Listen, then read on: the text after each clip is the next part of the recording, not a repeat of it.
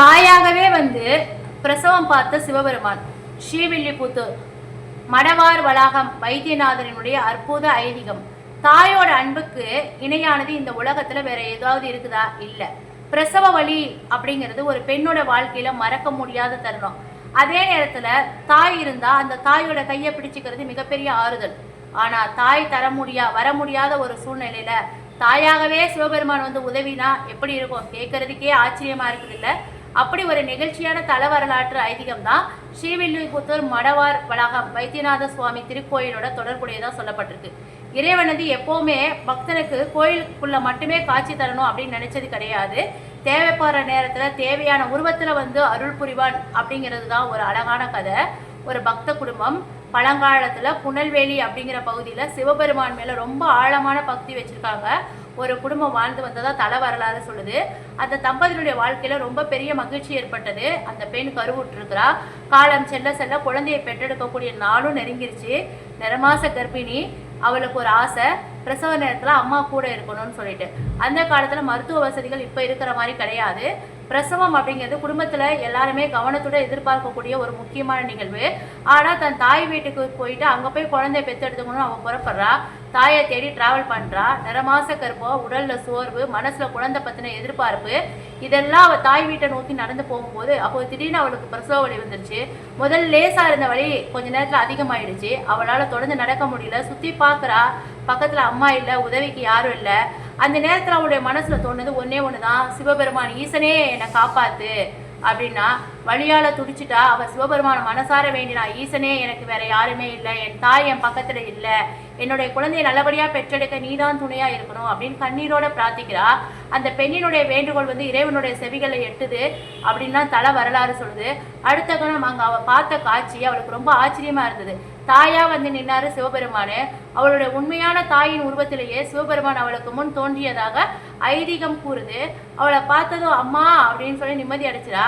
அந்த செகண்டு அவளுக்கு சிவபெருமான் அப்படிங்கிற அந்த தாட்ஸே இல்லை. தன் தாயை நேரில் பார்த்த மாதிரி தான் அவள் ஃபீல் பண்ணிட்டு இருக்கா. தன் தாயே தன்னை தேடி வந்துட்டு தான் அவன் நினைக்கிறா. அந்த தாயோட அன்பான வார்த்தைகள் தான் அவளுக்கு ஆறுதல் சொல்லுது. அவளுக்கு பயம் குறைஞ்சு போச்சு. வலி அதிகரிச்சாலும் நான் இருக்கிறேன், பயப்படாத அப்படிங்கிற அந்த தாயோட அன்பான துணை அவளுக்கு மனசுல தைரியத்தை கொடுத்துச்சு. குழந்தை பிறந்தது. சிவபெருமான் தாயோட உருவத்துல அவளுக்கு உதவி செஞ்சுதான் கூறப்படுற அந்த ஐதீகத்துல தான் இறுதியில அந்த பெண் குழந்தைய பாதுகாப்பா பெற்றெடுக்கிறா. தாயானவள் தன் குழந்தையை பார்க்கிறா. அந்த கணத்துல அவளுடைய முகத்துல அளவற்ற மகிழ்ச்சி. வலி மறைஞ்சிருச்சு, பயம் போயிருச்சு. அவளுடைய மனசு முழுக்க அந்த குழந்தை மேலேயே இருக்குது.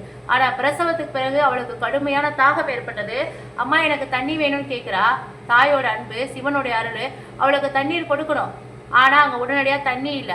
அப்ப தாயா சிவபெருமான தன்னுடைய கால் விரல பூமியை கீறி அதான் தண்ணி வர வச்சதா வரலாறு சொல்லுது. அந்த இடத்துல இருந்து தண்ணீர் வர ஆரம்பிச்சிச்சு. அவ அந்த தண்ணியை குடிக்கிறா. அவளுடைய தாகம் போயிடுச்சு. அவளுடைய உடல் சோர்வும் போயிடுச்சு. பின்ன அவன் நிமிந்து தன்னோட அருகில் இந்த தாயை பார்க்க ட்ரை பண்றான். ஆனா அங்க யாருமே இல்லை. கொஞ்ச நேரம் முன்னாடி வரைக்கும் பக்கத்துல இருந்தவங்களும் எங்க காணாம போயிட்டாங்க அப்படின்னு அவ ஆச்சரியத்துல சுத்தி சுத்தி பாக்குறா. அப்ப அவளோட உண்மையான தாய் அவள் முன்னாடி நின்றுட்டு இருக்கா. அப்ப திகச்சு போறா.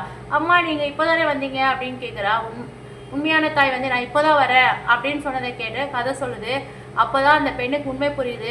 கொஞ்ச நேரம் முன்னாடி வரைக்கும் தான் கூட இருந்து பிரசவத்துக்கு துணையா இருந்தது தன்னுடைய அம்மா கிடையாது, நான் தான் கும்பிட்ட சிவபெருமான் ஈசன் அப்படின்னு சொல்லிட்டு அவள் புரிஞ்சுக்கிறா. அம்மையராவாக காட்சி தந்த ஈசன். அந்த அற்புதத்தை உணர்ந்த அந்த பெண்ணும் அவளுடைய தாயும் இறைவனை நினைச்சு கண்ணீர் மல்க நிற்கிறாங்க.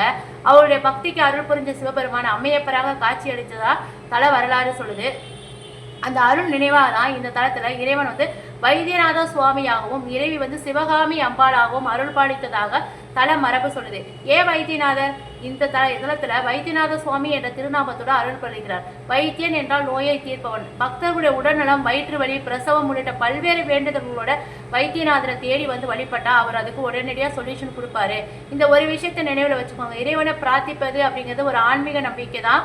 உடல்நல பிரச்சனைகளுக்கு மருத்துவ ஆலோசனையும் சிகிச்சையும் ரொம்ப ரொம்ப அவசியம். மடவார் கழகம் அப்படிங்கிற அந்த பேர் எப்படி வந்துச்சுன்னா, இங்க ஒரு அழகான தல வரலாறு இருக்குது.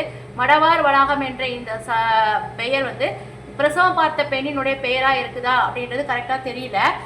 இந்த கோயிலுடைய வரலாறு என்ன சொல்லுதுன்னா, ஆடல் பாடல் கலைகள்ல 2 பெண்கள் இந்த தலத்துக்கு இறைவனுக்கு ஆடி பாடி சேவை செஞ்சிருக்காங்க. அவங்களுடைய இறை தொழில மகிழ்ந்த சிவபெருமான் அவங்களுக்கு பொருளும் வசிப்பதற்கு இடமும் கிடைக்கும்படி அருளியதா தல வரலாறு சொல்லுது. இதன் காரணமாக மடவார் வளாகம் என்று அழைக்கப்பட்டதாகவும் சிலர் நினைக்கிறாங்க. அதாவது இறைவனை நம்ம உண்மையா தொண்டு செஞ்சு நம்ம வணங்கினோம்னா இறைவன் நமக்கு கேட்டதை கொடுப்பார் அப்படிங்கிறது நமக்கு ஆன்மீகத்துல சொல்லப்பட்டிருக்கக்கூடியது. 24 திருவிளையாடல்கள் நகர்ந்த தலபுராண வரலாறு அப்படின்னு இதை சொல்லுது. இது ஒரு சாதாரண சிவாலயம் கிடையாது, இறைவனுடைய அருள் நிறைஞ்சிருக்கக்கூடிய ஒரு சிவாலயமா பக்தர்கள் சொல்றாங்க. திருமலை நாயக்கனுடைய வயிற்று வலியை கூட தீர்த்து வச்சவர் தான் இந்த வைத்தியநாதர். இந்த தலத்துல தொடர்புடைய முக்கியமான மரபுக்கலை மன்னர் திருமலை நாயக்கரை பத்துறது. திருமலை நாயக்கர் திராத வயிற்று வலினால் அவஸ்தப்பட்டிருக்கும் போது எங்க போய் அவருக்கு இந்த வலி குறையல. கடைசியில் இந்த சிவனை வேண்டினதுக்கு அப்புறம் அவருடைய வலி போயிடுச்சு அப்படின்னு சொல்லுவாங்க. சூரியனே சிவனை வழிபட்டக்கூடிய அதிசயமும் இங்கே நடந்திருக்குது அப்படின்னு சொன்னாங்க. பங்குனி மாசத்துல முதல் 3 நாள் காலை சூரியனுடைய கதிர்கள் இந்த இறைவன் மேலே விழுறது ரொம்ப ஒரு அதிசயமா பார்க்கப்படுது. உங்களால முடிஞ்சா நீங்க ஒரு தடவை ஸ்ரீபுத்தூர் விருதுநகர் மாவட்டத்தில் இருக்கக்கூடிய இந்த கோயிலுக்கு நீங்க வைத்தியநாத சுவாமி கோயிலுக்கு ஒரு முறை போயிட்டு வாங்க. உங்க குடும்பத்தில் இருக்க யாருக்காவது உடல்நிலை சரியில்லைன்னா நம்மளுடைய வைத்தியநாத ஈஸ்வரரை போய் பாருங்க. அவருடைய அருளால உங்களோட நோய் குணமாகி உங்களை நீங்க நல்ல சகல சந்தோஷமும் பெறுவீங்க அப்படிங்கிறது இறை நம்பிக்கை. உங்களுக்கு பிடிச்சிருந்ததுன்னா உங்களுடைய கருத்துக்களை பதிவு பண்ணுங்க. வீடியோக்கு ஒரு லைக் போடுங்க.